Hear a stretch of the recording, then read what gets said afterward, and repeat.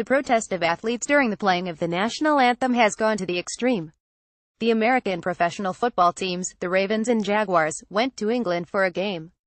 Before the game began, many of the American players would not stand while the Star-Spangled Banner was being played.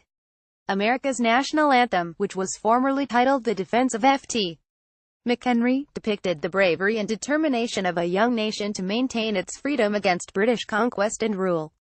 It is astonishing that these same players would stand during the national anthem of England, whose lyrics stress that God save the Queen. Those players decided to honor the national anthem of a foreign country but not give the same courtesy to their own country's national anthem. That is not protest, that is a betrayal of America while on foreign soil. Coach Orlando Gordon, of the Cahokia Hill Pee-wee football team consisting of 8-year-old children and younger, gave them permission to take a knee during the playing of the national anthem. Worse, these children were allowed to have their backs to the flag at the time. The coach said that one of the youngsters had asked about the rioting and protest in St. Louis. When the coach asked if they knew why it was happening, reportedly one of the students said, "Because black people are getting killed, and nobody's going to jail." An 8-year-old asked if they could take a knee in protest during the playing of the national anthem. The coach agreed and said it was a teaching moment. What about a teaching moment to tell these youngsters that rioting, looting, destroying public and private property is not free speech and is against the law? Or explaining to them that some of those who raised the flag on Mount Suribachi on the island of Iwo Jima during World War II were killed in combat shortly thereafter? Or tell them that among those who defended the flag at Ft. McHenry was a former slave, William Williams, who had enlisted to help in the fight to save the young country and lost his leg in the process? Or that thousands of African Americans had fought bravely and honorably under the flag defending America, yet knowing they would return home to a country that had discrimination far, far worse than exists today?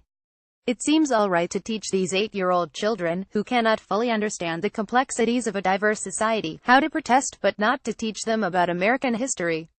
The President of the United States, as Commander-in-Chief, has the right to oppose those who show disrespect to the brave and honorable men and women who have died or have been seriously wounded fighting for that Star-Spangled Banner, and their families. Those in the military, and under military law United States Code Sec. .301b1, can be punished for refusing to stand at attention and give the military salute at the first note of the anthem and maintain it until the last note. Yet, the owners of the football team seem to have no problem approving football players disrespecting the country and the national anthem at sporting events. Not a single person has said these players do not have the right to express their feelings about their perception of miscarriages of justice. But the athletic field is not the proper venue. These pampered millionaire players who live comfortably in their multi-million-dollar homes in very prime locations, should use their money and influence to help those less fortunate, instead of disrespecting the national anthem in the country that is providing you freedom and providing you $16 million a year, while there are black minorities dying in Iraq and Afghanistan and protecting our freedom for less than $20,000 a year. The reported comment of Steeler football player Alejandro Villanueva, a former West Point graduate, and Army Ranger who served 3 tours in Iraq. Carl J. Aszany of Piscataway is a member of the Veterans Advisory Council at the VA Medical Center, Lyons.